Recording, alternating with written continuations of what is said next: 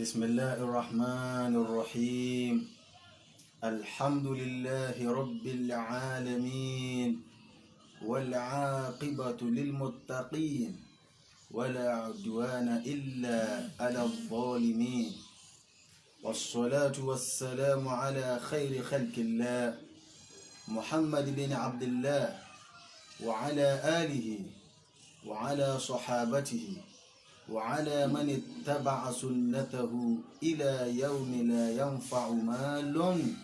ولا بنون إلا من أتى الله بقلب سليم. أيها الشاهدون في مغارب الأرض ومشارقها، أحييكم بتحية إسلامية طيبة. أقول قولا السلام عليكم ورحمة الله تعالى وبركاته. Akí gbogbo ẹ̀yin olólùfẹ́ Al-Adabi lápapọ̀, gbogbo àwa olólùfẹ́ Islam lápapọ̀, àwa olólùfẹ́ Ànábì Muhammad sallallahu alayhi wa sallam, àwa olólùfẹ́ Ọlọ́run gan fúnra ẹ̀ ní gbogbo ayé tá ti ń wò wá, ní pé kí Ọlọ́run kó máa bá gbogbo wa gbé lápapọ̀. Lónìí أمامنا الشيخ البروفيسور المحترم، وهو المحترم أيضا المكرم والمكرم، بابا الصوفي الجليل، أديب من الأدباء، بابا وأكبا تيا في بوبونتين دي أقمالي àti tọ́lọ̀ ti fà nábì Muhammad sallallahu alaihi wasallam, tọ́lọ̀ náà tó máa fi ń dá nábì pé lọ́pọ̀lọpọ̀ ọgbà àníyá ayú annabiyyu kulli azwajik. àfibọ́rọ̀ bá wá dé àwọn ibì kan tán lọ́wọ́ sẹ̀sẹ̀ wá láfà nábì bọ́rọ̀ bá níyanjú adákan àbábá wa náà tá máa dákọ̀ wọn fún wa. àbábá wa Sheikh Sharafuddin Sa'aduddin Ajara Al-Adabi hafizahumullahu wa ra'ahum. nísìnyí bàbá wọn sálámà sí gbogbo àwa jama jákèjádò ayé. akramakumullah. Assalamu alaikum wa rahmatullahi wa barakatuh. alaikum assalam wa rahmatullahi wa barakatuh. ohun àwọn bàbá wa ní àti gbóhùn ẹ̀rí nǹkan àkọ́mẹ́ntì àyàn wọlé pé hé bóun ló ti rọrùn bọ́lọ̀ ti ṣe náà nù bọ́lọ̀ ti ọlọ́mọ sábà dúpẹ́ fún àwọn àti Dr. Musa ọlọ́mọ dúpẹ́ fún wọn kọ́ àtúbọ̀ sàlékún àlàáfíà ara fún àwọn bàbá wa náà. ẹ̀rọ Ọlọ́run kan sọ yà ní pé látọdún yìí ó ní àgbóṣerọ̀ tó Ọlọ́run jẹ́ àríyìn pé yọ́ sàlékún dáadáa fún àwọn bàbá o. àwọn bàbá náà lẹ́rí wọ́n ń bẹ dáadáa pẹ̀lú àlàáfíà. Ọlọ́run sì ní ti gba àbákù lọ́wọ́ wa báyìí. Ọlọ́run jẹ́ wàá máa bẹ pẹ̀lú àlàáfíà tó nara tán ni. ọlá jẹ́ kan ṣoṣo Ọlọ́run. la ilaha illallah muhammadun rasulullah sallallahu alayhi wa sallam. gẹ́gẹ́ bí àdéhùn wa tí gbogbo jama ti rí káàkiri gbogbo ayé látàná ní pé àwọn bàbá wọ́ wa lónìí wọ́n fẹ́ sọ fún wa. bàbá Alhaji Àgbà máa sọ fún wa, ẹnu bàbá láti gbọ́, kìí pé nìkan ló pèsè wa lẹ́nu pé àáfà àwọn o, àáfà àgbà ni bàbá máa ń pè wọ́n. àwa fẹ́ wádìí pé ta lẹ́yìn tí ń jẹ́ àáfà àgbà wọn gan-an. ọ̀rọ̀ àáfà àgbà la bàbá wa tí wọ́n tó sọ tọ́já kí gbogbo ẹni tí ó bá kọ̀wé lónìí nípa àwọn tá a sọ yìí àfikọ́ dọ́dọ̀ àwọn bàbá kọ́ wa gbọ́ ẹni tí wọ́n bá sọ òun ní ọ̀tẹ́ntìkì, òun ní ọ̀rọ̀ gidi. iná ló jẹ́ ká bàbá ló jẹ́ ká pàdé wọn lónìí. pẹ̀lú gbọ́dọ̀ àbá wọn bá wa máa bá ọ̀rọ̀ náà lọ. kọlọ̀n dákun kọ́ máa sàbá fún sàlékún ìjámọ̀nà rẹ̀ fún wọn sí bí ti ń ṣe é bọ̀ látàná. akramakumullah. àwọn jàmáà ń béèrè lọ́wọ́ pé ta ní ń jẹ́ àfá àgbà Sheikh Muhammadul Jami' Al-Labib al-ma'ruf bi Tajil Adab, tí gbogbo wa máa ń gbọ́ káàkiri ayé Tajil Adabi Tajil Adabi Tajil Adabi. akramakumullah. A'udhu billahi minash shaitanir rajim. Bismillahir rahmanir rahim. الحمد لله رب العالمين الرحمن الرحيم مالك يوم الدين. اللهم صل وسلم وبارك على سيدنا محمد نور الدارين وروح الكونين ووارث الثقلين وعلى آله وصحبه حق قدره ومقداره العظيم. الصلاة تعالى صلى الله عليه وسلم. اللهم صل على سيدنا محمد وعلى آله وأصحابه وسلم. àsálàtù ti kàmáàlíà Allahu akbar. àsálàtù méjèèjì la ti ṣe kọ́dọ̀ mọ́sá sí àmàna wa. Àmín. ẹni tí jẹ́ àfáàgbà kẹ́nẹ́ kan gbọ́dọ̀ yé wa náà pé ọjọ́ èrí nǹkan mẹ́ta lèèyàn máa fi jágbà. Naam. èèyàn máa jẹ́ àgbà by age pẹ̀lú ọjọ́ èrí. Akramakumullah. èèyàn máa jẹ́ àgbà by knowledge. èèyàn máa jẹ́ àgbà by position. Akramakumullah. méjì nínú tààkà yìí ẹni tààfà gbà. ọjọ́ èrí kọ́ ló sọ bàbá di àfà gbà yóò jẹ́ ìmọ̀ àti kòtọ́ lọ́hùn fi wọ́n sí fúnra wọn. Allahu akbar. ó kọ bàbá wa àfà gbà náà ní Muhammad Jumat Alabi níbi làbíbù tí wáyé nù Akramakumullah. Muhammad Jumat àfàjìmá sọmọlá lónìí Akramakumullah. Alabi ọlọ́run wá fi sí bàbá nínú fún rẹ̀ pé Muhammadu Jamiu náà ni àmì ìjìmá náà ni Jami wọ́n fi di Muhammadu Jamiu Alabi ń wá di Labi ìgbà ọlọ́run ó fi kún lọ́wọ́ di Al-Adabi àṣẹ Tajul Adab Alabi so ẹni tí jẹ́ àfáà gbà nù Allahu akbar. àfáà gbogbo ayé ni àfáà gbà gẹ́gẹ́ bí ìbéèrè yín. Akramakumullah. tó bọ́rọ̀ ọba ti wá rí báyẹn nìkan yìí jábọ́ wọ́n máa ń bíyàn náà ni. Akramakumullah. níbo ni wọ́n ti bí àwọn bàbá wa Sheikh Tajul Adabi bàbá wa Sheikh Tajul Adab rahimahullah. rahimahullah kọ́lọ́n bá sàlékún kẹ́ fún bàbá Àmín. wa radiyallahu ta'ala anhu Àmín. ọlọ́run ti yọ́nú sí wọn àwọn yìí náà tún ni tọ́lá wí fáwọn sàbí ànábì Umaru radiyallahu ta'ala anhu Usman radiyallahu ta'ala Aliyu ní kàlá tí wọ́n pe karramallahu wajhahu. wọ́n bí bàbá wa ní Òkè Màlé nílé ìmáàmù Màlé. Bàbá tí ó bí bàbá wa yìí orúkọ wọn ni ìmáàmù Abdulkadir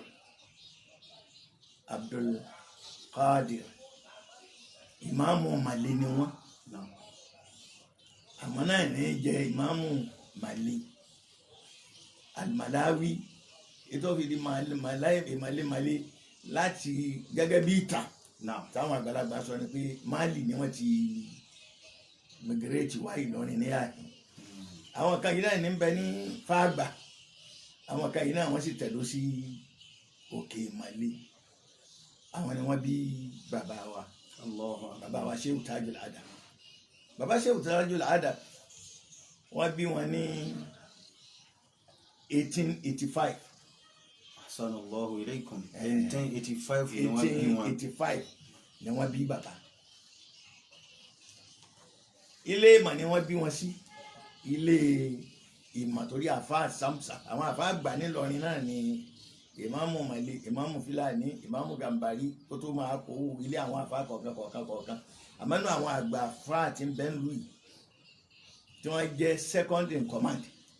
iná làwọn ìmáàmù Màlé. Allahu akbar. Bàbá tó wá bí wọn yìí àfáà ní púpọ̀ ìgbà wọn bí bàbá náà bàbá wa àfáà gbà àbúrò tí ẹ mọ bá ti lè pè é ní bóyá grand àgbà ìlà bẹ́ẹ̀ pé bàbá torí bàbá wa Àlájì àgbà bàbá wa nù ni bàbá àgbà tó ní pé bàbá wa Àlájì àgbà ẹni Àlájì àgbà bá wa pè ń bàbá pé bàbá sí àmọ́ kí la wá fi lè àmọ́ tá a tó fi qualify ẹ̀ náà ní ju àgbà yóò bó ní ju àgbà òun náà lọ ni. Bàbá wa yìí gbà tí wọ́n bí wọn ìbí ìyá nù ni. Allahu akbar. Ọ̀rọ̀ pọ̀ ń bẹ ẹ̀yìn òrùfẹ́ kò ní wáyé ní ọ̀rọ̀ pọ̀ ń bẹ púpọ̀ ni wọ́n ti mọ̀ pé àbàmì ọmọ ní ọmọ tá a bí.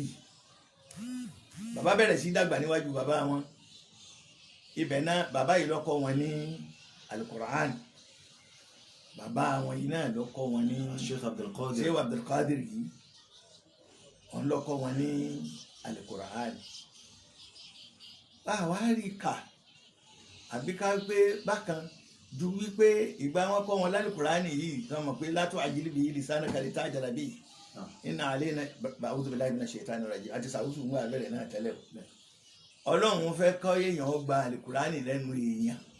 lágbájá lọ́kọ̀ ní àlùkùránì bí ó bá jẹ́ bẹ́ẹ̀ bọ́lọ́run ti fẹ́ ṣe àfáà àgbà ìbákàngbọ̀n kí àlùkùránì fúnra rẹ̀ ni. Allahu akbar. ìtàn fi yé wa tọ́ra báwọn àgbàlagbà tí wọ́n bá wọn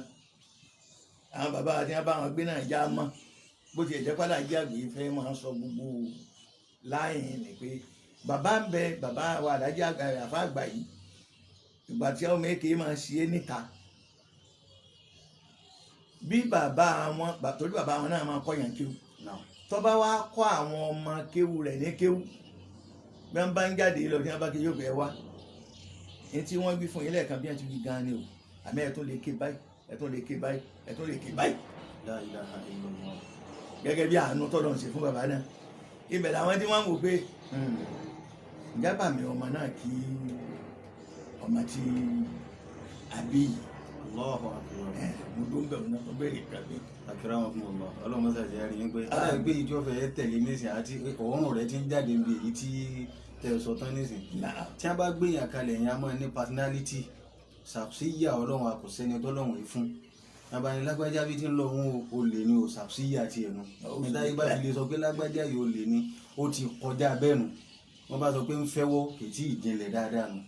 abanilágbájá yìí lérí ire yẹn ni ọlọ́run fúnra rọ ọlọ́run ló ti sọ látòkè náà wá fi sẹ́nu gbogbo ayé bàbá Sheikh Tajul Adabi yìí kí ni ṣàpṣíyà àwọn gan ọlọ́mọṣàjáde ṣàṣìyàtò amek torí bàbá lọ́wọ́ fẹ́ tu gan ẹni tí kọ̀mọ̀rọ̀ gbọ́ yóò sì fẹ́ síyàn gbọ́ wọ́n sì lá Nabi sallallahu alaihi wasallam wọ́n lọ sọ fún Sayyidina Ali pé hadisi nasa ala qadri uquli bá àwọn èèyàn sọ̀rọ̀ ní dèédé mustawa bí làákàyè wọn bá ti máa ní òfin bá wọn sọ̀rọ̀ o kì í ṣe báyìí tẹ̀ ń gbọ́ wa ìní làákàyè àbí bẹ́ẹ̀ kọ́ o ṣùgbọ́n àwọn tí ń gbọ́ wa pọ̀ wọ́n máa wò pé irú àpapọ̀ wo ni eléyìí ẹni ọlọ́run sì ń sọ̀rọ̀ ó máa sọ̀rọ̀ sí èyí máa sọ̀rọ̀ sẹ́ni ọlọ́run just anyhow ọlọ́run má jẹ́ gbogbo wa náà ṣe rí ibú. àmín àmín. bàbá náà gẹ́gẹ́ bí ìtàn ti sọ fún wa ìgbà tó wà bíi ọmọ ọdún 10 ló ti jáde nílé wọn ò mọ where about him torí nísìnyí tó lè yé wa tá a fi mọ̀ pé irú táìpù wo ni èèyàn wọ̀nyí gbogbo àwọn tó bá rí bẹ́ẹ̀ wọ́n tún sọ èyí ò ná mọ̀jùsùlùmí là máa pè wọ́n nísì pé tó bá jẹ́ pé jásíbù ló fi wọlé sọ́dọ̀ ọlọ́run torí bàbá yìí súfì ni to the core kí wọ́n ṣe pé ààrẹ nìkan táyì pé ní ṣẹ̀ṣẹ̀ ń fà á wọlé lára súfì ààrẹ nìkan pàtó táyì pé ńlójòkó tọkọ ní kéwù yìí èyí mú àwọn àfáà àsìkò rẹ̀ wọ́n kọ́ dáùtì ẹ̀ pé ẹ̀gbọ́n náà ṣé màá ṣe tánìkan lélẹ̀ La ilaha illallah. lẹ́nu tí wọ́n ń jọ náà wọ́n wí bẹ́ẹ̀ dáadáa tó kódà wọ́n wí lójú àwa yìí náà fàlà jí àgbà bàbá wa làjí àgbà yìí àwọn tó ṣe tánì tí wọ́n lọ lè àtàhálì torí bàbá yìí lọ́kọ́ kó tíra lárúbáwá tí wọ́n ya fọ́tò sí bàbá yìí lọ́kọ́ jẹ́ wọn ó rí nínú ìlú nílọrin yìí nìkan. nílọrin Ìlọrin náà ní láti ilẹ̀ Yorùbá ní ọba ọba ti yìí bẹ̀rẹ̀ yìí ni mà ti bẹ̀rẹ̀ fáwa tá à ń sọ Yorùbá bó jẹ́ ìjẹ́pẹ́lẹ́ Haúsá ní ọ̀dọ̀ wa ní àhín pé ó kó tíra dé fọ́tò ńbẹ́ńbẹ́ tí ó àjọhùn tá a máa ká wọn ni fọ́tò téèyàn gbọ́dọ̀ rí wọ́n wá kọ kéwú sí nísàlẹ̀ wọ́n ní báwọn bàbá jọ náà tí wọ́n ń jí ara rẹ̀ lọ bàbá kú kú òní wọn ò rí fún ọdún 10 àwọn tó súnmọ́ ò wọn màbí tó wá àmọ́ kìí sí pé gbogbo èèyàn ló lè sọ pé ibi báyìí ni èyí sì jáde yìí lọ yóò tọ́ darí síbi tó wà torí òkè Ọ̀wẹ̀rẹ̀ ní ń gbé nígbẹ̀tì lọ́nà ìgbẹ́tì òkè Ọ̀wẹ̀rẹ̀ ẹni ń gbé nínú àtọ́jà mọ̀ pé bẹ́ẹ̀ ni bàbá oníwàásí àgbáyé ọlọ́ba àṣàlékún ráàmà wọn bàbá tó bí wọn ń bẹnu àwọn tó bá àfa lọ tí ń sáàfù bàbá yìí nígbà yìí ó lóun ọgbọ́n nínú ilé yóò máa sọ̀rọ̀ pẹ̀lú èèyàn bàbá yìí sọ fáwa òun ọ̀ máa gbọ́hùn àwọn èèyàn nínú ilé bàbá gan lọ́wọ́ yìí pé ṣé wàá bẹ̀rẹ̀ kádìrì lọ́kọ́ òun ní kéwù sẹ́mọ̀ pé ẹni tí bìlífù rẹ̀ bá kéré yóò máa wí how come àgbọ̀dọ̀ èyí fún àwọn ànábì náà ọlọ́run ti rán màláíkà sáwọn ànábì kọ̀mọ́rú fọ́ọ̀mù tí wọ́n ń gbà tí wọ́n fi ń wà. Allahu akbar. agbára ọlọ́run ò pín síbì kan àṣà ọlọ́run ò pín síbì kan wa yakhluqu ma la ta'lamun yóò kó lè ṣe nǹkan tẹ̀ tún mọ̀ yóò sì máa ṣe lọ ní agbára ọlọ́run ń ga sí ni. so bàbá yìí àwọn ọ̀wá rí fún bí ọdún mẹ́wàá ni ìpadàbọ̀ rẹ̀ sọmọ pé bàbá ní torí gbogbo ọdún tí bàbá ṣe láyé nínú rẹ́kọ̀dì àbí ní 1885 ó sì wọ́n tákàlà ìlàjì wa rọ̀bí ní àmù 1922 tó bá wo àárín wọn dáadáa ìka bíi 33 years péré 33 years yìí bóyá àwọn ọmọ kéwù bàbá mi máa sọ pé 35 years làfà wá sí kò sí yàn bẹ́ẹ̀ látara wípé ìrìn oòrùn àti ìrìn òṣùpá kò jẹra wọn 33 years ìrìn tòrùn alimiladiya 34 years tòṣùpá ni ní Kùránì fi ní wàlábìsú fi kàfíhìn tàlátàmí àti ìsìnínà wàsídàdù tísà lábìsú fi kàfíhìn tàlátàmí àti ìsìnínà àwọn àti áfíríkà fi jọ òun lo tàlátàmí ọgọ́rùn mẹ́ta ọdún wàsídàdù tísà àmọ́ lọ́dọ̀ àwọn kan ó lé mẹ́sàn-án which means àwọn tí wọ́n ń ka tọ́jú sàmùsíyà 33 years ti wọn 34 years ti kàmàríyà ni ilà àwọn mẹ́fì ní ọdún 35 ló ṣe láyé 30 ẹ wá wo ẹnu ọdún ní ká wá wo sẹ́tọ́lọ́ ń gbélé lọ́wọ́ tó ṣe. kásà sọ pé gbogbo ẹ̀ àfa gbọ́ pé 40 years láyé. pẹ́ẹ́nì torí ó ní déètì bó bá tiẹ̀ jẹ́ pé ti kẹ́nẹ́dà rú tí wọ́n mọ àwọn tó kọ́ yé pé 1885 ni ti kúkú ọ̀sán dàrú torí gbogbo àwọn tó ikú sojú wọn àwa náà tún bá wọn àmọ́ wọ́n sì mọ déètì wọ́n jẹ́ ń kọ déètì kalẹ̀ ńgbà náà. náà bàbá wa darí dé wọ́n wá bẹ̀rẹ̀ sí fọ́ọ̀mù à ń kọ́ni lẹ́kọ̀ọ́ ibẹ̀ la ti ń gbọ́ àwọn tó fún ní oyè kọ̀ọ̀kan nínú àwọn ọmọ kéwù rẹ̀ ó ní manhaj ó sì ti ní dédé ibi tí wọ́n kéde tó gba lágbájá náà ti di àfa ọ̀kan bẹ o ẹ̀dá torí atúnlé máa sọ̀rọ̀ lọ́kọ́rọ̀ máa tó débẹ̀ o bàbá yìí ṣe pé dandan ni kọ́kọ́ yàn kéwù kéèyàn tó mọ̀ nínú ọ̀làtọ́lọ́ ń ṣe fún àfa àgbà kìí ṣe pé dandan ni kọ́kọ́ yàn kéwù kéèyàn ó tó mọ̀ ṣùgbọ́n àwọn tó bá fẹ́ nínú wọn yìí máa kọ́ wọn ní kéwù níbo wàá dọ̀ bàbá wa lájà gbà o nínú àwọn ọmọ kéwù ti bàbá wọ̀nyí tí wọ́n tó ń ṣọ̀rẹ́ ọ̀rẹ́ ni wọ́n ń pera wọn ní ìgbà wọn ní bàbá wa Tajul Mu'min bàbá Tajul Mu'min lọ́mọdá nílé àlìkànbú náà bí wọ́n ti pè é òní ṣe o àmọ́lé àlìkànbú ní nígbà wọn nílé àfáà wa the first son nílọrin ní ìkọ́ni rí aláàjì wa san aláàjì Salimán alárápé nínú ilé wọn gangan ẹni bàbá wa táwọn yìí wa bàbá tí wọn gan ọmọ kí bàbá yìí ni aláàjì bàbá wa àfáà wa àwọn àfáà wa tó ní wọn pẹ̀lú alhaji Salimán Ake àwọn ni mufti ẹ jẹ́ sáré pé ìyẹnjú àárín ọmọ mufti inú àdàbíyà ibẹ̀ ló ti kọ́ jáde nílọrin níhìn pé mọ́tàdàbíyà ni o àmọ́ pé bàbá wa alájà àgbà ni mufti àkọ́kọ́ fún gbogbo Kwara anybody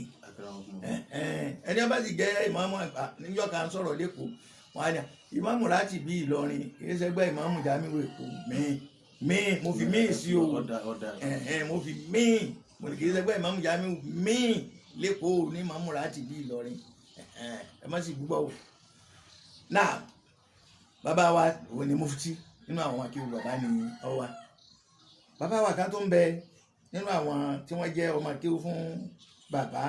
wọ́n sọ òun ní Tajudeen ẹ̀rí àwọn tájù ni bí irú Tajudeen ni ọmọlẹ́yìn tájù tàbí kó wa tó ní àmọ̀dúpẹ́ fọlọ́run àbádà ní tájù lásìkò wa bàbá dúró ní tájù ládàá ìwọ̀n ayé àwọn tájù ọtí ìbọn ọyàn tájù mọ́mì ó ti sàfà wa bàbá wa àfà wa gbà Shehu Zakariya Shehu Zakariya bàbá yẹn Tajudeen àwọn bàbá wa tí wọ́n fún Tajudeen yìí ni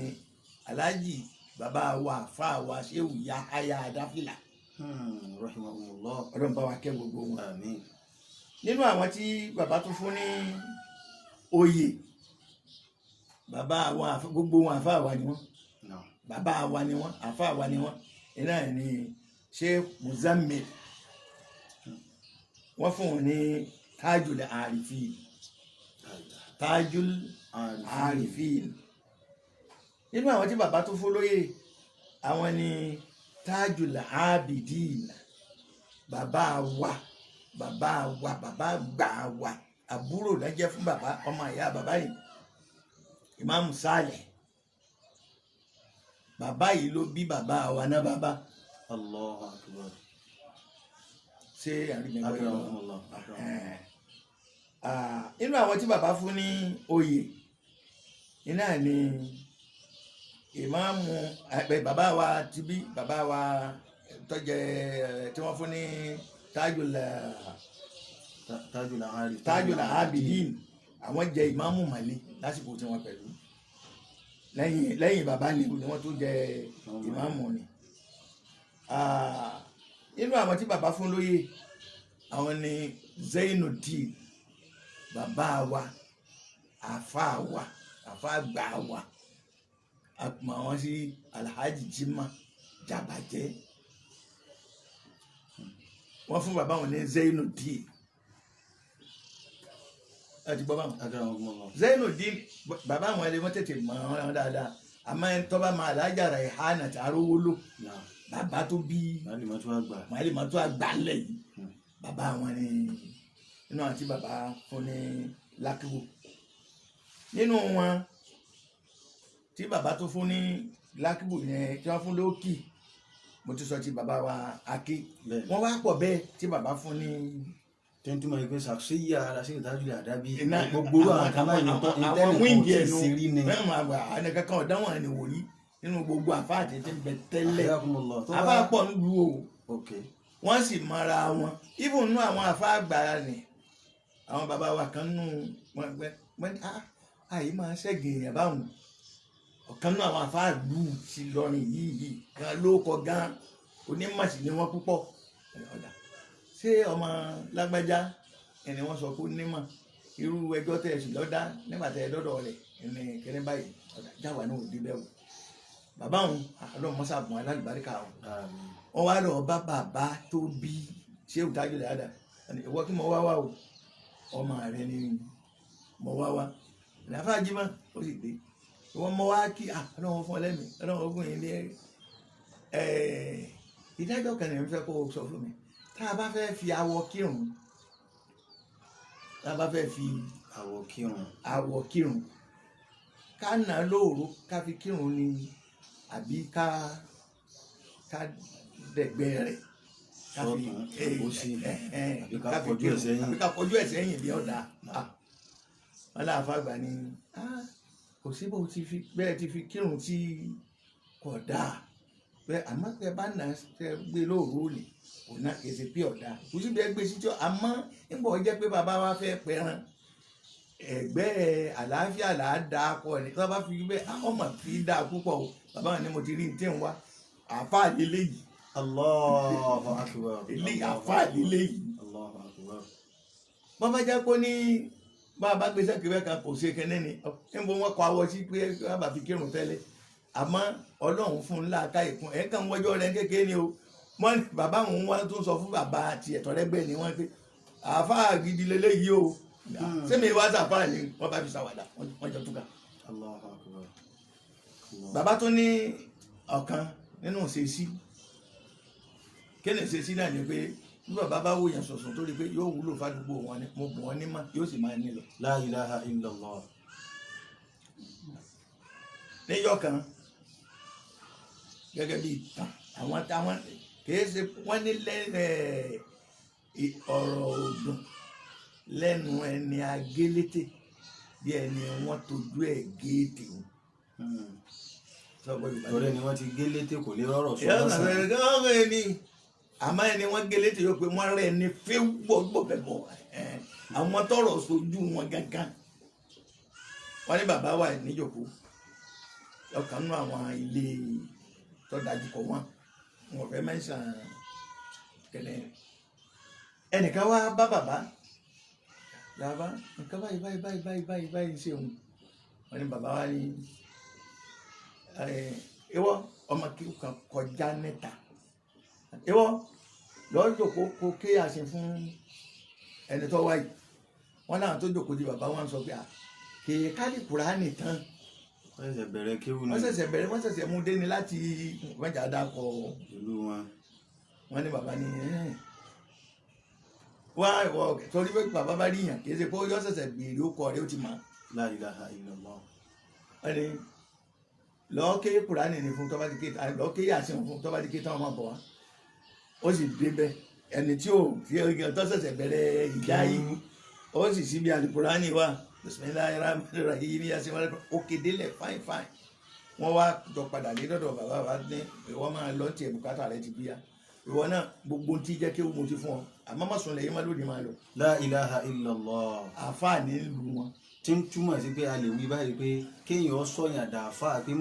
má pẹ́ńlẹ̀ kéwú tó fi máa dàáfà kò sẹ́ni ọ̀sán tó dà. má tiẹ̀ jòkó kò sí ìtọ́sájú ẹ̀ kò sí ìtọ́sájú ẹ̀ àgbọ̀ o àgbọ̀ o àmọ́ bí àwa sì gbọ́ dé yìí lásìkò tá a wà yìí ó sì kéré tán àṣàpìtà àádọ́rin ọdún ọlọ́run sì ní àwòtíra méjì mẹ́ta kéèyàn sọ̀yàn dàáfà lẹ́ẹ̀kan náà bá ń pè ó yá máa má lọ ọ̀kan kan ọ̀ṣáájú ṣé ìtajú lára ọ̀kan kan ọ̀ṣáájú. wọ́n ní bàbá lọ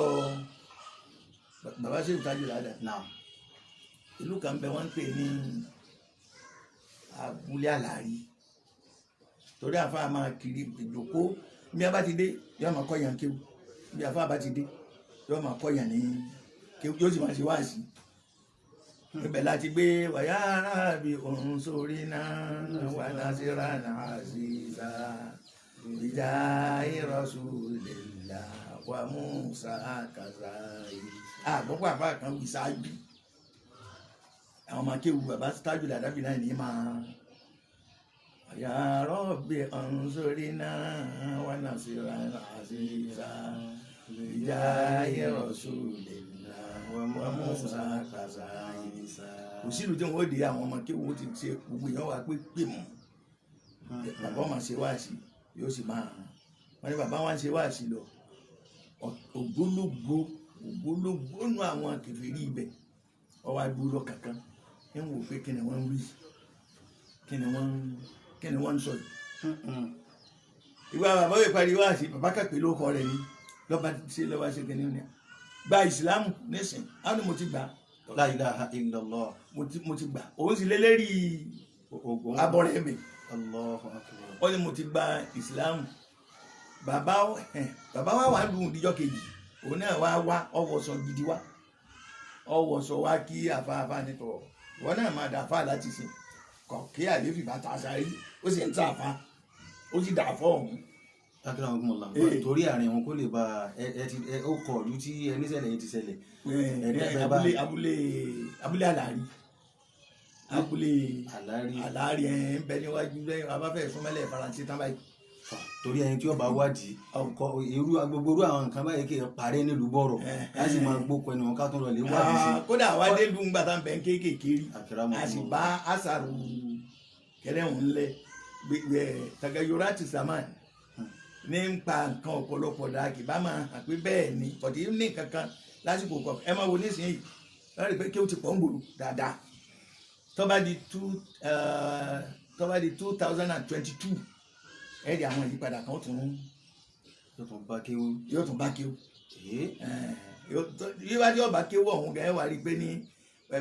àwọn aṣẹ́ bàbá Ṣéhù Tájùl Adabi ọ̀wà àtún hàn ẹjọ́ ọlọ́run kọ́ sí wa kù dìbà náà báyìí náà máa ń bẹ dìbà náà àjọ máa rí i àmọ́ ẹ̀yìn yúùtù ẹ̀ sàn bẹ ẹ̀ẹ́dì máa wọ bẹ́ẹ̀ pé tó bá di 2022 o àwọn Tagayorati kan ó dé o àwọn Takadumati kan ó dé o ẹ lọ́ọ́ di máa wọ àwọn inú ìyá ìyá Ṣéhù Tájùl Adabi yóò wá á máa rí bẹ́ẹ̀. bàbá ṣe kan. náà afagunmọ̀lá mi fẹ́ kí àti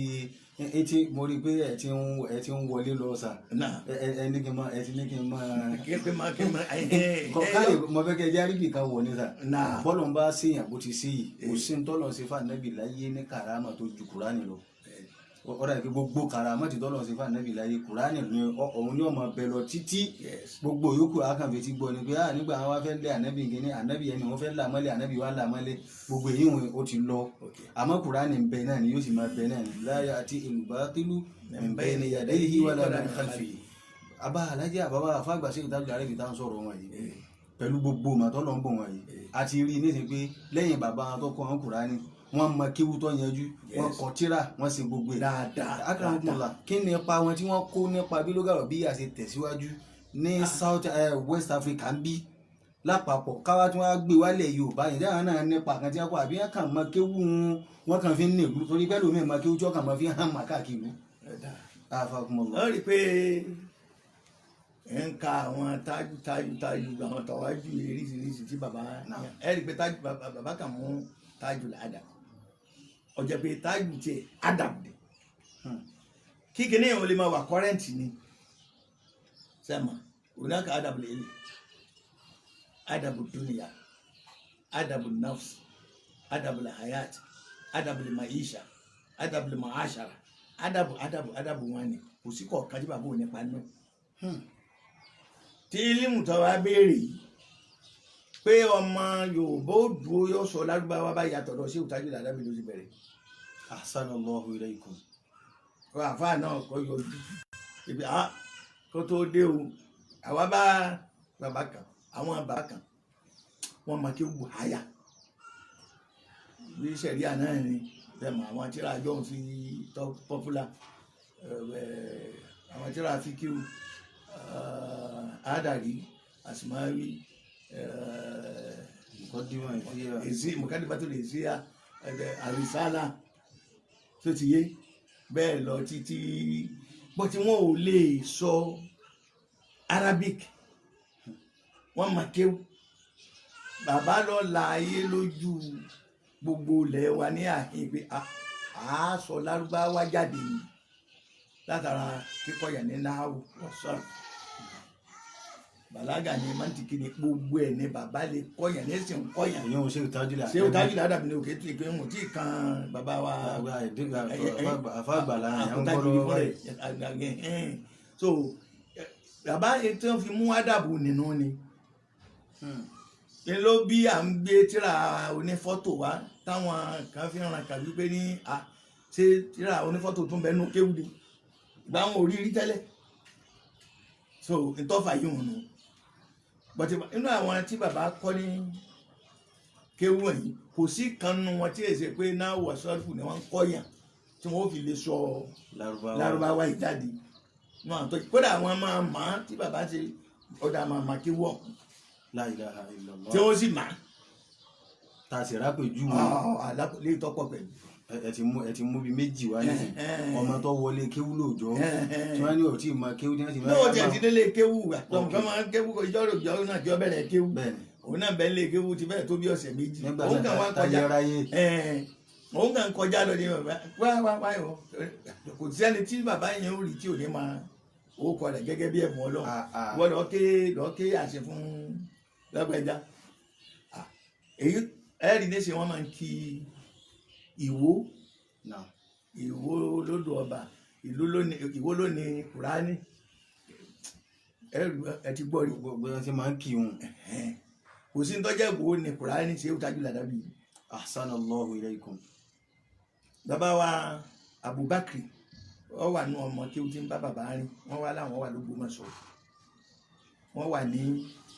Ògbómọ̀ṣọ́ wọ́n wá fẹ́ lọ Ìwó SSC ni wọ́n máa ń rìn nígbà yẹn. bí bàbá bá sì ń lọ ibì kan pẹ̀lú àwọn ọmọ akéwù rẹ̀ tí wọ́n rìn sẹ́ báwọn àwọn ọmọ akéwù ti lè lọ bí wákàtí mẹ́ta wọ́n kà ní táwọn òde sáàrin wọn ni.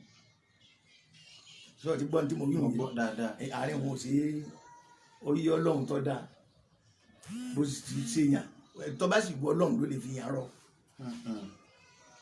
wọ́n wá nílẹ̀ su àwọn pẹ́ káwọn tó kú bàbá yìí ní sọ lẹ́nu ààrẹ fún wa ó ní àwọn pẹ́ káwọn tó kú Ológbómọ̀ṣọ́ ilẹ̀ tí wọ́n fẹ́ sùn tán káwọn tó wọ Ìwó pẹ̀lú ẹrù lérí gbogbo àwọn tí ń bẹ lóko táwọn fi lè kí àwọn ò rí yàn àwọn ò rí ẹnì kankan táwọn tí wọ́n ń lọ àfáà ti wà láàrin wọn wọ́n kàn wá rí bàbá kan tí ń lọ ọkùnrin kan tí ń lọ wájú arákùnrin tí ń lọ kódà kọ wẹ̀yìn wọ́n wá sáré wọ́n lọ lè bá ìwọ là ń pè látẹ̀kan wọ́n lọ ní pẹ́ẹ́pẹ́ẹ́pẹ́ ẹni wọ́n bá ṣe máa kínú odòdì lòun àfáà wá dé àwọn àfáà wò báyìí àfáà kan ṣe yí máa ṣe àmì sí pé kọ́ yanu yíyanu tó yanu àfáà sin tọ́ sí lẹ́nu kí ló kọ rẹ ó ní Abdulsalami lè mí jẹ́ ọ sọ̀rọ̀ jáde lẹ́ẹ̀kan náà ṣe mọ̀ pé láti wíyùn fáwọn èèyàn wọ́n lè máa wọ́n tún dé bàbá àwọn èdè wọn wà pọn lápọn bí wọ́n bìlífù ànábì ṣe rú ẹ̀ ẹ ti gbọ́ ni ànábì Ìsá ṣe rú ẹ̀ so Abdulsalami yìí gan-an làáfàá wa ni ọmọ kéwú lọ́kọ́ àwọn ará Ìwó ní kéwú náà fi jẹ́ pé Ìwó ló ní Kùránì ọ̀rọ̀pọ̀ bí eléyìí ni so bí ti ìmọ̀ alárúbáwá àbí kẹ́nẹ́kan tá a béèrè ó ti jẹ́nu. tọ́ ọlọ́mọsàdé á rí i pé. nígbà àwọn ẹni tí bàbá wa ṣe náà. nígbà tí gbéyàn bá ẹlòmíín bẹ bọ́lọ̀ ti bùn lẹ́bùn tó yọ kọ́ yan kéwú yóò ṣe gbogbo ẹ̀ àwọn ẹlòmíín ò ní lákọọ́lẹ̀. bàbá lákọọ́lẹ̀ tó pọ̀. akẹ́rẹ́ wọn fún mi. lákọọ́lẹ̀ tó pọ̀ gbogbo nkálukú náà wọ́n ṣe tíra nù wọn ò ní lè máa kà á lérí nẹ́sì wọ́n ṣe nínú náàwù wọ́n lákọọ́lẹ̀ nù sọ́rífù wọ́n lákọọ́lẹ̀ nù sẹ̀ríà pẹ̀lú èyí tó gbajúmọ̀ nù tíra wọn sọ wá mọ̀ pé nǹkan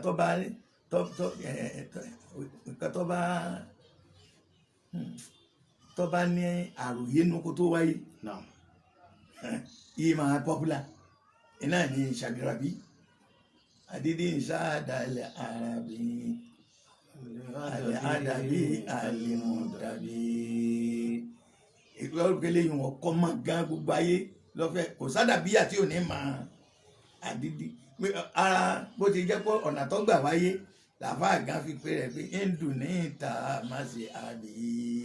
fakúlè máa ń bẹ̀rẹ̀ àràbí wàlẹ́fàkù àǹfààlítà ìkòlè tàmùkàrò fúlẹ̀kùlẹ̀ àdàbí ẹ̀wọ̀n tí bàbá gbé láàrin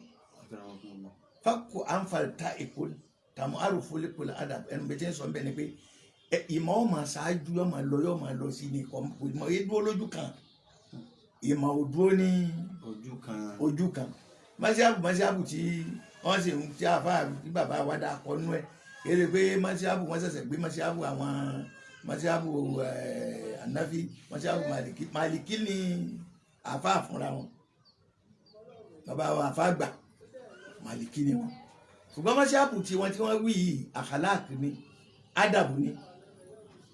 ádàbù yìí sì ló fọ́ọ̀kà kó lè ṣe yìí bàbá wa lágége ọlọ́run bá aṣàlékún kẹ́ wọn wọ́n jẹ́ àfa wọ́n gbé tíra sẹ́mọ̀ ìmọ̀ wọn wúlò fún gbogbo ayé wọ́n ṣe tíra fàwákìú sákìtà nínú fàwákìú sákìtà gbogbo ayé lórí ìkànnú ẹ̀ pé àfa kan ti kọ́ pé ní la khaira fi rajuli hurrin bila adad na'am walau kana mansuban ila al-arab ádàbù ní bàbá tọ̀hún ló ní Ṣéhù Tajul Adabi mú ní ọwọ́ ádàbù yìí lọ́wọ́ ń ya sí gbogbo nǹkan al-akhlaq kí ni mọ́síábù ọ̀hún gan kéyìn olóò kéyìn àṣìdẹ̀ Akramakumullah kó lè ba kọ́kẹ́ ní wọn kọ́ wá lódìdí bẹ́ẹ̀ sà wọ́n sì dájú pé a ní nǹkan bí 20 ìṣẹ́jú sí báyìí ẹ ti dákọ̀ gbogbo àwọn ọmọ kí wà fàgbà ọlọ́run ti ní ká rí díẹ̀ dákọ̀ nù wọn. àti ẹ̀ tí ìwà dákọ̀ alájí àgbà ọ̀rọ̀ bàbá òwà lórí pé n tí ì dákọ̀ nínú àwọn ọmọ kéwú nígbà mọ́ka n tí ì dákọ̀ alájí àgbà. bẹ́ẹ̀ mo rí pé ẹyọ sọ́tọ̀ ni Akramakumullah nígbà tọ́lọ̀ ti ní kẹ́ mẹ́nu bọ̀ yìí bẹ́ẹ̀ yàrá kò sí gbogbo nǹkan ní máa ní rule yóò ní rule and regulation bí wọ́n ní yóò ní ọ̀dọ̀ àfáàgbà tí ìtajà àdábì gbà téèyàn kọ́ yàn kí ó ta sí máa ń gbọ́ ẹnu àlájàgbà pé adábù fawqal ilm àfáàgbà gan fúnra ara wọn àti máa ń gbọ́ tẹ́lẹ̀ pé kí ní kan mọ́dé àbí tí àfáàgbà kọ́ ń bi ṣàgẹ́rábì wọn yìí kí ni àwọn nǹkan tí rule and regulation tá àfáàgbà tájà àdábì gbé kalẹ̀ fẹ́ni tí ó bá jọ ọmọ kéwù wọn gidi ẹni yóò ọmọ kéwù mi ni kí ni tá àfáàgbà gbé kalẹ̀. níta àfa àgbàgbé kalẹ̀ tí a fi ní wàyí ń dùn ní ìta àmásí àbùlẹ̀ gan wàkúrò lè máa ń bẹ̀lẹ̀ ara bí másí àbùtàfà lára àkàlà kùnú níbi láti orin tí bàbá wa gbé jáde bàbá wa fáwọn àgbà Agége pé alẹ́ ádàbù la khayra fi rajuli hurrin bila adabin na'am. kí ni ádàbù tí bàbá fẹ́ gan kéèyàn ó ní tí ń jẹ́ mọ́níájù ti Tajul Adabi pé kọ̀ọ̀kọ́ níbẹ̀rù Ọlọ́run àtàkùwà ọmọ akéwù tí ọba ní ìbẹ̀rù Ọlọ́run èso ọmọ akéwù dáadáa. gbogbo àwa tí à ń gbọ́ ẹ̀dàmú láàrin yìí yóò dùn wá bẹ́ẹ̀ tọ́lọ́mbá ní ká ní báírò lọ́wọ́ ká máa jọ́ tiẹ̀ kalẹ̀ eléyìí ni n ti ń jẹ́ ojú ọ̀nà Sheikh Tajul Adabi tí ń jẹ́ mọ́síábù rẹ̀ lọ́jọ́ mọ́síábù tí wọ́n mọ́síábì rẹ̀ yìí náà mọ́níájù rẹ̀ ni inna manhajul adabiyya manhajul adabiyya masiabul adabiyya ètò ọba kò pinnu méjèèjì àtàkùà ìbẹ̀rù Ọlọ́run lákọ̀ọ́kọ́ nú ẹ ashukr lillahi fi kulli hal hálù tó bá bára rẹ dúpẹ́ fọ́lọ́run bọ́ bá tiẹ̀ wá fẹ́ bẹ́ẹ̀ pé mo fẹ́ kó tún máa ṣe báyìí mo fẹ́ kó máa ṣe báyìí so àwọn ọkọ̀ dúpẹ́ náà òkúrú kó tiẹ̀ bára rẹ mùsùlùmí ọbára rẹ fi kéde hayat ọbára rẹ fi làáfíà èyí ò náà tó nínú masiabu yìí iná ní asidik máa sòótọ́ má jẹ́ ẹni tí ó máa purọ́ fil qawl wal amal. Allahu akbar. asidik fil qawli wal amal. ara masiabu baba Sheikh Tajul Adabi masiabu rẹ̀ ṣe ó dákọ́sẹ́ wal amana jẹ́ni tí ó sì é fọkàn tán mẹ́jọ ń jàǹbá èèyàn. lẹ́yìn tó bá kéwú tán ní gbogbo àwọn àwa yìí ni kéwú máa fi ń wúlò ìtumọ̀ ádàbù nù lọ́dọ̀ àfàgbà Sheikh Tajul Adabi tó pè ní masiabu tó. Allahu akbar. níta àfa pè ní masiabu tó lọ́dọ̀ àgbàlagbà làwọn ti gbọ́ gbogbo wọ̀nyí pábánbárí rẹ̀ alhaya istahi minallahi wa minan nas tìjú Ọlọ́run tìjú àwọn èèyàn kíkí wọ́n bá lè wúlò ló fi lè wúlò náà ilé kéwù ìfilé tó bá jáde lẹ́nu ẹni tó mọ kéwù tààrà tó wá ní bí mo ti wà yá sani mí àyà kọ̀lẹ́kọ̀ọ́ nù ó sì rà rẹ̀ nù Allahu akbar káfíńkọ́ kọ̀lẹ́kọ̀ọ́ àìlẹ́kọ̀ọ́ nù sí ádàbù náà ni Allahu akbar alahaya ìlẹ̀lẹ́ karùn-ún ọ̀kan wá ń bẹ tó ṣe pàtàkì kò sí ẹ̀dàkùn ìdá nǹkan wọ̀nyí kí ni ò ṣe pàtàkì nú ẹ̀ ètí jẹ́ màíṣà gan-an masiabu ti ṣe ònà ṣe òtájú ládà wọ́n ń dún ní ìta àmásí àbí fakulè máa ń bẹ̀rẹ̀ àràbí analadibu ahamadun ìsinmi labibu sadibu so inú rẹ̀ ó ti di mélòó tí mo kà báwọn ìdẹ̀bí márùn-ún alahaya ẹlẹ́ẹ̀kẹfà nú ẹ̀ èyí ilé ń da ayé láàmú àìsímọ́ iná ní alqanaat kọ́ láyọ̀ ọkàn tọ́ bá ti ní gbogbo ìta wíwọ̀n yìí ó ti wà ní masiabu rẹ̀ nù ni wa anta adabiyyu khalis ẹlẹ́ẹ̀keje nínú ẹ̀ asabr masha Allah fìràháyí wa fi shidda fi sùúrù ti ìgbésí ayé rẹ̀ àkájù ní ń kó báwọn èèyàn àkájù ìrìn ojú kíká àkájù ní ń kó bá àwọn èèyàn ọjọ́ nǹkan méje nínú masiabu bàbá. Allahu akbar. ọ wà jìnnà sí nǹkan méje ni. afakumullah nínú mọ́sí àbí àfáà nínú masiabu tahali ansaba sabatul isal alikazib má jẹun ọmọ rọ ibẹ̀ sẹ́ńtọ́wí bọ́bá kí ọ lọ́wọ́ nábìlẹ̀ bá má bọ́bá ti ní ẹ̀ka àárọ̀ sálọ̀ owó taná sílẹ̀ ti mọ́ torí ilẹ̀ dínà bọ́ọ̀bá jẹ́ ọmọ kí ó gidi lọ́dọ̀ àfàgbà ó lè pèrè bí àlẹ́ àdábí àfàgbà níwọ̀ tó bá pèrè mọ́ mi jìnnà sí rọ́. jìnnà sí irọ́. Allah. lẹ́yìn bẹ́ẹ̀ alkibur jìnnà sí girimankai ìwà gbéraga ẹ̀yìn ọmọ wú àwọn aláwa ń bẹ àfọ̀ọ̀fẹ́ kọjáde lẹ́nu yẹn pé lẹ́mí kéwù yìí kò sí ẹni tó tó bẹ́ẹ̀. ṣe ọlọ́run tó wá ní wà máa wú tí tòmí ní ilmi ilá kọ́lí ilẹ̀ sọ́wọ́ àmà náà nù ní kulli man yadda'i fil ilmi falsafa alimta shay'an wa gabati anka ashiya. kò tí ẹni tó bá tiẹ̀ já àfa tó bá sọ fún ọmọ gbogbo nǹkan ẹjọ́ páànù lè rẹ̀ já sóhun lọ́kàn fún ẹ ṣe bí mọ̀nì má káfíńtà rẹ̀. ètò èèyàn gbọdọ̀ fi pé òun ló ń mọ òun sì ló ń wá àwọn ajú inú ẹ wà fọ́ ka kulli zi ilmi alim bó ti jẹ́ nu. àríyá kárí mi ẹ jẹ́ wọn mọ̀ pa wà láwa ń bẹ̀ àwọn tó wà ń bẹ̀ lánàá dá. ṣé wọ́n ti pọ̀ ká tó jáde síta lè ṣe wá sí. jìnnà sí yìí. afakumullah. al-ghadab àwọn alárúbáwá ní al-ghadab naw'un min al-junun al-ghadab naw'un min al-junun jìnnà sí àmà bínú inú masiabu àfa. kí nǹkan tó dálé ọmọ àkọ́ máa fọ ara ẹ̀ bá ara ẹ̀ jẹ́. oníbínú gan ni ọba nǹkan ẹ̀jẹ̀ ọ̀kan náà àwọn aṣáírù Yorùbá wa ní iná ó ní ẹni ọba lè bínú ẹ má bá wí mọ́ iṣẹ́ tó fogún ọdún ṣe ìṣẹ́jú kan àbọ̀ ni ó fi dàrú gbogbo àná ìdàgbọ́ yìí nínú hikima tí wọ́n nù hikima tó lọ́n fi sáwọn lọ́dọ̀ọ̀nù rẹ̀. algibat gbogbo tá à ń sọ yíyá kíra wọn fún ọlọ Ọlọ́run já kọjá rí. masiabu ṣé òtájú làádàbí mu tó fẹ́ ká jìnnà sí nìyí o tó sì fẹ́ ká máa ṣe tí ń jẹ́ masiabu rẹ̀ tó jẹ́jọ́ máa kéwú gidi tó sì fẹ́ kí wọ́n gbọ́ ní àdàbíyà àbí ọ̀rẹ́ bàbá Allahu Akbar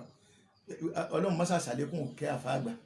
ṣàlékún òun ìkẹ́ fún bàbá wa Àlàájì àgbà. àwọn àwà yìí tí ń bẹ lọ́wọ́ bàbá wa Àlàájì àgbà èmi ṣe ambassador bàbá lọ ilẹ̀ Ìgbónà ní ìjọmọ ọdún mẹ́ta ìbò mo ṣe ń bẹ. àwọn akẹ́lẹ́ kan ní bàbá ni à ń pè ní Zubairu jẹ́jẹ́ lóye wọ́n gbé mọ́dákọ̀ ẹ̀ bisara ọwọ́ ni ó ní àṣepọ̀ tá à ń ṣe pẹ̀lú Ìlọrin nísìnyí Àlàájì àgbà lọ́fà àbàpárà lọ ní dáa tó bá wọn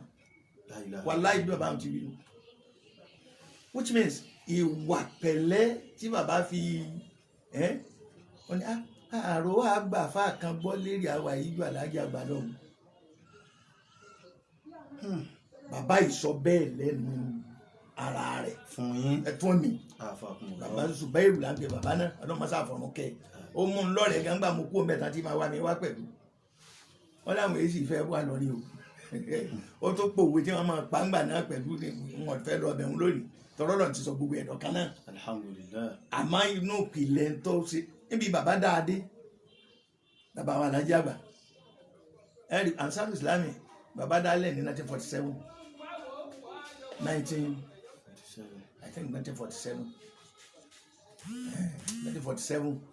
wọ́n wá bá bọ̀ skul ni wọ́n dálẹ̀ 1930 kẹ́nẹ́ka ní 42 Èkó wọn ti kọ́ dálẹ̀ kí wọ́n tó kó wá Ìlọrin ní bóyá 1936 bí nǹkan ló tó wọ̀ lọ́rin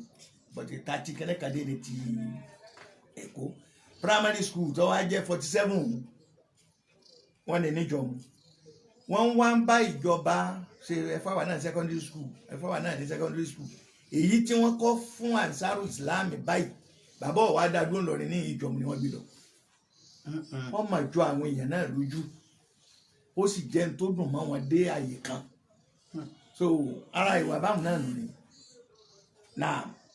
mo kà á débi ẹlẹ́ẹ̀karùn-ún ipe àlùgíbà kéèyàn ó dènà sí kéèyàn jẹ́ra ọ̀rọ̀ ẹ̀yìn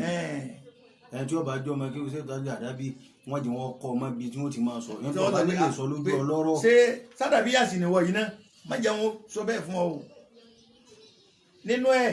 alìkìyànà La ilaha illallah. alìkìyànà tí kéèyàn má jẹ́ káìm ẹni tí ó máa jàǹbá èèyàn kí wọ́n fọkàn tán ọkọ̀ dà wọ́n má dà yàn wọ́n bá ti ń dà yàn laysa minna má yóò hàn kì í sàdàbíyà nù èyí tó tún wá pabambari rẹ̀ ní iyọ̀ ayé lẹ́nu lónìí alhiris kéèyàn máa sojú kòkòrò wọ́n fẹ́ nígbà wọ́n fẹ́ ṣé wọ́n ló lè ní sánmà ni. àsọlé àfáàgbà fáwọn ọmọ kí wọn ní pé jẹnà kúrò níbi ojú kòkòrò ní tí ọba tí Ọlọ́run ọba ti kọ mọ́ ọ kò lè jẹ́ tiẹ̀. tó o lè láyé tán Allah. bọ́ ọ bá sì fi sùúrù tì í tí ò tó padà sẹ́kù bọ́ ọ bá fi sùúrù tì í ẹni tó kánjú tó lọ lè wá Kùránì ní man kana yuridu al-ajila ajjalna lahu fiha ma nasha'u liman nurid àárín ìní bí wọ́n bá fẹ́ wò dáadáa pé ọ̀dà séèyàn lè kájú wá ayé mi Ọlọ́run náà tó ní ajjalna lahu fiha ma nasha'u liman nurid ẹlòmíì yọ̀lọ̀ lè ṣe oṣó tó sẹ́wọ̀n gan-an ó lè jẹ́ pé inú rẹ̀ ní ọmọ wí ó lè jẹ́ kí nígbà kò ní ní kọ́bọ̀ tí èlò ọ̀run yóò sì fún gbọ̀ búlọ̀ bájú náà ni àmọ́ súnmọ́ jahannam lahu jahannam ọ̀kanjú ó tètè rí ọ̀kanjú kò rí kò sí tí ò ní jìyà lọ́dọ̀ Ọlọ́run. Allahu akbar. man kana yuridu al-ajila ajjalna lahu fiha ma nasha'u liman nurid ìwọ́n tó fẹ́ yàn pọ̀ bí wá sí rẹ̀ wọ́n sì ní ọ̀rọ̀ mú pàtì yàn wá kó fi ṣáájú ṣé èrí ire kan nù kí ni gbogbo orú játijàti wọ̀nyí ọlẹ́yìn fẹ́ yàn pọ̀ ń sáwì rẹ̀ ọlọ́kọ̀ọ́kọ́ wọn òun jòkó lé níbi ẹ̀ tí ń ṣe kẹ́ni níjọ́ eléyìí òun bá tú ewé bó lọ fẹ́ gbé gbà. ń gbọ́ àfa kan sọ̀rọ̀ níjọ́ kan sẹ́mọ̀ kí ni mídíà yìí ó ti mú àwọn èèyàn yàyàkuyà gbogbo nítorí bá fi ṣe tó fi kẹ́sìn jọ wọn á tún gbé léèrè pé nítorí bá jẹ́ pọ́lọ lè ṣe ájò sóòtì á béèrè pé ájò wo àbí kẹ́nẹ́ wo ó ní kò sírú ájò téèyàn ṣe tó bá fi jẹ́ kó fi kó tọ́lọ́run jọ náà ni ọ̀wọ̀ jìnnà sí alẹ́hẹ́rì àwàlà àríyá wàlẹ́hẹ́rì wàlẹ́hẹ́yàna jìnnà sí gbogbo ìwọ̀n bàbá wa náà. àfa àgbà sọ gbogbo èyí tí wọ́n sọ yìí àwọn kọ́ọ̀lẹ̀ fáwọn ọmọ kí wọ́n ní pé mọ́tí àbí mi ní tọ́bàjọ́ ọmọ kọ́ bá gbogbo ayé náà wí ni. ẹni tó bá fẹ́ ṣe rí ire láyé ìwò ni ò ní ṣe inú gbogbo tá a wí tó sì fẹ́ rọ́lọ́run wọ̀ man kana ya'malu amala salihan man kana yarju liqa'a rabbih falyamal amala salihan náà nìyí. Ọlọ́run ṣàlékún kẹ́ bàbá ó rí bí bàbá ní wàásù mẹ́ta lójúmọ́ tí a bá ti kọ́ jòkó báyìí ntọ́gbọ́ bá ti gbọ́ àwùsù táwọn gbọ́ máa ní àmì làásọ àlè àfàlè náà sí i wà máa ní àṣà àfàlẹ̀ wà máa rọ̀bùkà bizọ̀lá mẹ́lẹ̀lẹ̀ àbí. ara mọ́sí sẹ́mọ̀ bàbá paramọ́ púpọ̀ àìfẹ́ kó o lẹ̀ pé bó ti jẹ́ tí ó àfi di pé wáyà àbá rẹ̀ kódà níbi wọ́n ya kíndéédé wọ́n tún ní mọ́ṣáàbù mi wọ́n tún ní tàríkà mi ló fi jẹ́ pé mọ́ni àmìsà sọ́ọ̀lì àwọn wọ́n náà máa ronú tí jẹ́ sọ́ọ̀lì. Allah. mọ́ni àmìlà sọ́ọ̀lì àfàlì náà sí wà máa ní àṣà àfàlẹ̀ wà máa rọ̀bùkà bọ́lọ̀ ti dá bàbá lọ́lá tó ó rí pé bàbá ò tẹra alẹ́ gbogbo ọmọ kéwù bàbá ọmọ ni wá lọ́dọ̀ bàbá. akẹ́rọ ọmọkùnmọ́lá mẹ́sẹ̀jì kan ń wọlé síbi kíní yìí nísìn ẹrú Ọlọ́run kan ń yọ̀rọ̀ ẹ̀pọ̀ jáde lógìkì nísìn wọ́n bá nǹkan méje tí wọ́n ní táàfà àgbà tájú àdábì tí wọ́n gbé kalẹ̀ pé ẹ jìnnà sí ní wọ́n ń kọ síbẹ̀ pé ẹ dákun tó Ọlọ́run kí ni méje kí èwo ni méje tí wọ́n ní ká máa ṣe akẹ́rọ ọmọkùnmọ́lá káàkiri ẹ̀rí lérè fèé Ọlọ́run mọ́sàájá rí yín pé kọ́dà bẹ́ẹ̀ kọ́dà mo kí n máa bá yín sí agbára kún un lọ ẹ dákun ẹ jẹ́ ká gbọ́ báyìí ànítún kà mọ́ pẹ̀lú ògo Ọlọ́run bàbá ní pé nínú àwọn nǹkan méje tá a fa gbà tájú àdábì kan tó bá fẹ́ kọ́ máa jọ ọjọ́ bá jọ máa kí wà àwọn tí wọ́n fẹ́ kó ní táwọn fẹ́ kọ́ máa ṣe wọ́n ní nǹkan méje tí wọ́n máa ṣe ní àtẹ́kùwà kẹ́ni wọ́n páyà Ọlọ́run tààrà ẹlẹ́ẹ̀kejì ni àṣukuru lillah kẹ́ni wọ́n máa dúpẹ́ fọ́lọ́run ẹlẹ́ẹ̀kẹta ni as-sidqu fil qawli máa lódodo níbi ọ̀rọ̀ wal amal iṣẹ́ tó bá sí náà jọ jẹ́ sí òdodo ẹlẹ́ẹ̀kẹàrún bẹ̀ ni al-amana lọ́lẹ̀ jẹ́ni tá yóò ní tí wọ́n ní fọkàn tán lérí rẹ̀ káyọ̀ fọkàn balẹ̀ lérí rẹ̀ lọ́lẹ̀ lámàánà al-haya ẹlẹ́ẹ̀kẹfanu lọ́lẹ̀ ní tìjú ẹlẹ́ẹ̀keje ni al-qana'a àfáà ní kò tún lọ́lẹ̀ ní kò ní ayọ̀ ọkàn as-sabr kò sì tún ní sùúrù èyí tá a fà gbọ́ wá ní kéèyàn ó dènà sí èyí ò sí ìtajú àrábì kí má nírú àyè tó bá ti ní o báyé bá ń bẹ lọ́dọ̀ rẹ tẹ́lẹ̀ ayọ́ padà kú lọ́dọ̀ rẹ náà ni wọ́n sá kú lọ́dọ̀ rẹ bọ́ bá mọ kí wọ́n nígbà lọ́wọ́ rẹ. wọ́n láwọn kan tó kọ́kọ́ dènà sí ní al-kadhib àfàgbà sí ìtajú àrábì ní lọ́ọ̀lì dènà sí irọ́ ẹlẹ́ẹ̀kejì al-kiburu ìmọ̀ ṣègbéraga proudness ẹlẹ́ẹ̀kẹta ar-riya kọ́ máa ṣe kárí mi káyọ̀ balẹ̀ mà kí wọ́n lọ mbẹ́mbẹ́ ẹlẹ́ẹ̀kẹrin al-ghadab kọ́ máa bínú wọn ni kò dènà sí èyí tó jẹ́lẹ̀ kẹ àrùn bẹ́ẹ̀ al-ghiba wọn ni kò dènà kò níbi máa sọ̀rọ̀ ẹ̀yìn gbogbo ń tọ̀ bá ti yín lè sọ lójú ẹ lẹ́ọ̀rọ̀ pé bó ti rí ní àfàgbà ni ọmọ ìwùlẹ̀ sọ bẹ́ẹ̀ náà tún ni al-khiyana jàǹbá ṣíṣe wọn ni ò dènà sí èyí tó wá parí ẹ̀ tí wọ́n lọ ba ayé jẹ́ bá àbá ti wí lẹ́ẹ̀kanu òun ni al-hirisu ojú kòkòrò ojú kò kúrò ntọ́lọ́hún ọ̀kọ́ mọ́ ò lè rí tipa àfàgbà ni kó ń kálukú wa ká dènà kó níbi eléyìí ká mú méje òun lọ́wọ́ àfàkùnmọ̀lọ́. Ọlọ́run ó fún wa mú lọ́wọ́. Àmín. Naam. Ọlọ́mọ́sàdì á rí yín pé gẹ́gẹ́ bí mo ti sọ níbẹ̀rẹ̀ sá ni pé Ọlọ́run fà nábì láwọn mu'jizat tọ́pọ̀ ó ti kù ìṣẹ́jú kan àbí bí ìṣẹ́jú mélòó kan inṣàlá Ọlọ́run fún ànábì àmọ́ nínú tó kù láyé lónìí tọ́já sí pé kò lè parẹ́ láyé gbogbo yòókù à ń fotí gbọ́ ni ànábì ṣe báyìí ànábì ṣe báyìí ànábì ṣe báyìí ànábì ṣe báyìí omi ẹ̀kan wá jáde gbogbo èyí ó ti lọ àmọ́ Kùránì ọ̀tán Ọlọ́run sì tún bá a lérí pé Kùránì ṣe ọwọ́ bàjẹ́ òní kan afa àwọn àgbà Sheikh Tajul Adabi kí ni àwọn karama àwọn tó ga jù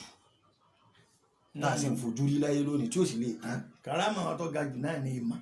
Allahu akbar. tí wọ́n gbé kalẹ̀ bá a bá tiẹ̀ mọ gbogbo ẹ̀ tó sì jìnnà sí ọ ọ̀sán àlá jẹ́ lọ. bàbá wí kẹ́lẹ́ kan fún wa wọ́n máa sọ ọmọ ìrara tí wọ́n bá ṣàdúrà omi ó sì tún fẹ́ bọ́ lójú wọn. wọ́n ní bàbá àfàgbà wa tọrọ àwọn lọ́dọ̀ òbí àwọn ni. ìlú tí wọ́n pọ́ mọ́ wọn lọ Ògbóndókò ni ibi táwọn ti kọ́ ṣe wá sí òun bọ̀ ni ìlú náà jẹ́ òun bọ̀ wọ́n náà wá wà ní bóyá Ẹ̀dẹ́ ni bóyá bíi kanilé àwọn wá lọ jòkó ní ẹ̀yìn ìkùnlé àwọn wá ń sunkún ibi bàbá yìí ní í ṣe wàhálà lérí ìmẹ́tẹ́ ń kọ́ mi ń kéwù ìmọ̀ bàbá wa bàbá àti bàbá àgbà yányán àfa àgbà ọwọ́ wá sí ẹbí táwọn wà ní Muhammed wọn níbi ẹbí bàbá ti pè àwọn kí ni ń pọ lẹkùn wọn rí bẹ́ẹ̀ ń ṣe wàhálà lérí ìmẹ́ni n ò sì gbé tí ìmọ̀ kéwù ọ̀hún bẹ́ẹ̀ ti ń kọ́ mi lórí nǹkan bẹ lára lọ́dọ̀ àwọn ẹni Ọlọ́run tí wọ́n bá pálí tó pálí ni bàbá kọ̀yàn kéwù ó sì kọ́ ọ́ tábà yọ ọmọ ni so bàbá sọ fún wa dépò pé bàbá ṣe blackboard níjọ́ nǹkan nígbà wọ́n ní nígbà ni ìgbà tí bàbá wa bá wọn bẹ́ẹ̀ Muhammed kí ni ń pa ọ́ ní ẹkún tẹ́ ń kọ́ mi tí wọ́n ní ọ ti mọ̀ látòní àtijọ́ náà ní gbogbo ọmọ òun náà ti dé. Allahu akbar. àtijọ́ náà ní gbogbo. bàbá wa Alhaji àgbà Muhammad Kamaluddin Habibullah ilẹ̀ Adabi yorùbá masalaji àgbà lónìí àfa àgbà táwọn sọ̀rọ̀ látàrọ iná lọ́kọ́ wọn kíw wọ́n wá ní ta àfa àgbà ńgbà táwọn ṣẹ̀ṣẹ̀ wọlé kíw kì í yí àwọn wá jòkó ń bì kan táwọn ń sunkún àfa wa bá wọn pé Muhammad kí ló ṣe ọ́ tó ń sunkún wọn làwọn níbẹ̀ tí ń kọ́ wa kí wọ́n sí wàhálà kò yé mi àfa àgbà wa sọ pé ọ̀dà alátòní bó sì máa yí o. ọ̀tán níbi ìmọ̀ ti dé nù. Allahu wal karamatu minhum mu'jizat. Allahu akbar. hadha min nawarikal awliya. nǹkan mi ń bẹ tó jẹ́ bí mọ̀jísà ni wọ́n fẹ́ jẹ́ àmọ́ karama ní fáwọn ẹni Ọlọ́run irú karama tọ́lọ́run fún àfàgbà nù. máa mọ èyí tó pọ̀ jù nínú tá a fà ṣe jù ní pé máa ma kéwú kó yẹ ó sì máa mọ. torí wọ́n fẹ́ kí gbogbo ayé ọmọ kéwu ni ìmọ̀ náà ní tànká làwọn mi ń lọ tún ṣe tí wọ́n ń ṣe kẹ́ni ló fi di téńgá báyìí wọ́n rí i pé mo sọ pé bọ́bá di 2022 ẹ̀yẹ́ máa wò ẹ̀yẹ́ mọ̀ pé àfàgbà ṣiṣẹ́ kalẹ̀ bó ti jẹ́ nu inṣàlá. ẹ sọ kínní kan ẹni gbọ́nà pé àfàgbà máa ń gbé blackboard kalẹ̀. wọ́n bàbá sọ fún abẹ́ pé wọ́n máa blackboard la àfàgbà fi ń kọ́ àwọn kéwú ó fi kọ́ àwọn láti 1920. 20 nìyẹn 21 22 kí bàbá àgbà kó tó ṣe intikal. Allahu akbar. èyí kódà nínú tí bàbá tó sọ ni pé Muhammad àtàlímù lugatan mina lugat Ìbàdàn lọ́jẹ́ bàbá ó múra sí ẹja wa kọ́ ma níwèé torí bàbá ṣe wàhálà o especially nílùú Ìlọrin yìí kí gbogbo kálukú tó di ẹni tí ń ka ìwé wọn bàbá ó ṣe wáàsí lọ́sàn-án wọ́n ṣe lóru alimu awladakum kullana من العلم إن العلم أعظم أن يزرع ولا سيما ما فيه تعظيم دينكم فأعداؤكم بالعلم قد ملكوا الأمر. bẹ́ẹ̀ bá kọ́ àwọn èèyàn kẹjẹ wọn gbọ́n tí ń bẹ láyé western civilization kẹjọ yé wọn sọ ìsìlámù di yẹ̀yẹ́ wọn sọ ìmọ̀ di yẹ̀yẹ́. Alhaji Àgbà ló dá kéwú pọ̀ mọ́ wípé lákọ̀ọ́kọ́ àfa láyé gbogbo àwọn gbogbo eré àwa yìí kódà bàbá Sardauna of Sokoto ọwọ́ Ansaru yìí ní 60 kẹ́nẹ́ kan either 60 or 61 ọwọ́ ìgbà tí wọ́n ṣe eré ìwé àti kéwú papọ̀ ó entice ẹ̀ ló fi lọ́ọ́ dá School of Arabic and Islamic Studies sílẹ̀ ní Sokoto gbogbo olú àwa yìí náà lálọ́ bẹ̀. so ọ̀dọ̀ bàbá ni Sardauna ti rí i pé ìyẹn dáadáa ọlọmọsàjà rí i pé yín sì tún kọ́dà yín náà tún lọ lé ìwé ọ̀hún lálàáfíà College of Art and Islamic Study College of Art and Islamic Study the then ATC Arabic Teachers College so o tún ti ló kọ̀ọ̀kan tí wọ́n sọ ní ìsìn bóyá Al-Huda àbí kẹ̀dẹ́kan ni wọ́n pe skul ní ìsìn ìnáwó ìpìlẹ̀ yunifásitì Sokoto gan. Allahu akbar. so bàbá gbìyànjú púpọ̀ ọlọ́run mọ́sá àbùn alálùbáríkà wọn ọlọ́run bá wa sàlékún kẹ́ wọn bisimilayi kul huwa Allah bisimilayi rahman rahim kul huwa Allahu ahad Allahu samad lam yalid wa lam yulad wa lam yakun lahu kufuwan. ẹ̀yin bá ní ká já kínní kan kó ń bẹ àmọ́ tá a fa gbànú pé tawsiyat pé ká kìlọ̀ fáwọn àtàjọ́ lọ́mọ kéwúláyé lónìí kí ni ẹ fẹ́ bá wa sọ láàrin ìṣẹ́jú kan. tá a fẹ́ sọ náà ojú táyì bàbá sọ yìí lọ àwọn ìwà méjèèjì tó yẹ ká mú lọ́wọ́ yìí bàbá rí mú lọ́wọ́ a rí i pé àtẹ̀bí àtàrà àtọ̀rẹ́ àtàrà àdúgbò á bá wọn ṣe muamala wọn yóò rọrùn púpọ̀ ká má máa bínú ká má máa sọ̀rọ̀ ẹ̀yìn ká tó jìnà sí gbogbo wọn ká lóòótọ́ ká má lójú kòkòrò ètí ń bẹ lọ́wọ́ ẹnìkan kọ́ fẹ́ di tiẹ̀ ń tipa ká jìnà sí gbogbo orú wọn ọlọ́run wọn sàmànà wa alhamdulilayi. ẹrú ọlọ́run tí ọlọ́run ní kó gbé kínní péjì yìí kalẹ̀ tí sì ń ṣe àfa gbogbo ìgbà ní náwó sí ẹ bá ṣàdúrà fáwọn náà. ẹrú ọlọ́run ọ̀hún ọlọ́run kúkú máa wọ ọmọ ẹ̀yin làwa rí ọlọ́run sàlékún àlùbáríkà ọlá àfa àgbà àwọn ọmọ wí bẹ́ẹ̀ nítorí ọlọ́run àwọn ọmọ àfànàbí bẹ́ẹ̀ lọ́hún àmọ̀ fáwọn àfa ẹlòmíì máa kéwú ẹ̀rì pọ̀ máa kéwú nìkan láàfà tí ó fi bẹ́ẹ̀ lọ́hún. ló fi náà ní ìkanra ló fà á òníyàn náà ní ìdìgbò ní ìwé kíní kan gbẹgbẹgbẹ àìní ni èèyàn ní bàbá tó fi yàn kọ́ máa wá wípé bákan náà kan tọ ọlọ́run wọlé àwọn tó dá wájú rẹ̀ ẹrú ọlọ́run náà mọ́sá bá wa sàlékún dáadáa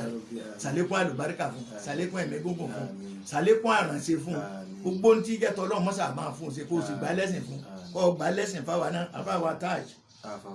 ọlọ́run sàlékún àlùbáríkà àfáwa tó wá kó mi pápá mọ́ra Musa kó Sheikh Musa Dr. Musa Al-Fulani àtàfáwa Sheikh Muhammadu Al-Awwal Hanbali apáná Sheikh Salim gbogbo yín náà lọ́lọ́run kó bùn lálùbáríkà gbogbo tẹ̀yìn á ṣe dáadáa láyé ní ọlọ́run lọ́lọ́run ó ṣe fún yín bá a ti tọrọ fún yín ọlọ́run ó ṣe bẹ́ẹ̀ fáwa náà ọlá àmín ọlá subhana rabbika rabbil izzati amma yasifun wa salamun ala al-mursalin walhamdulillahi rabbil alamin barakallahu fiik.